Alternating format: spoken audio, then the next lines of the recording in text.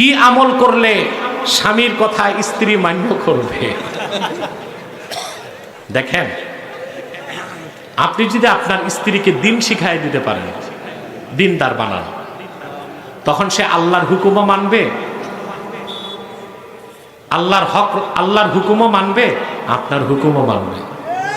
আর যখন সে অবাধ্য হবে, আল্লাহর অবাধ্য হবে, তখন সে কারো হুকুম মানবে না। তাই স্ত্রীকে আগে আপনি তাকওয়াবান বানান, নেককার বানান, পরহেজগার বানান। কথা বুঝতে পারছেন? স্ত্রীকে তো বহুত কিছু দেন, সোনার রূপা অলংকার। কিতাব কিনে দিয়েছেন কোনোদিন? তাফসীরের কিতাব, হাদিসের কিতাব, সিরাতের কিতাব দিছেন? কম সংখ্যক লোক দিয়েছেন, বাকিরা দেন নাই। মেকআপ বক্স কিনে দিচ্ছেন, ভ্যানিটি ব্যাগ কিনে দিচ্ছেন, অর্নামেন্ট কিনে দিচ্ছেন। তাকে ভালো আদর্শ মা হবার জন্য কোনো ব্যবস্থা তো করেন নাই। তো সে আপনাকে মানবে কেন? আপনি তো তার জন্য দায়ী।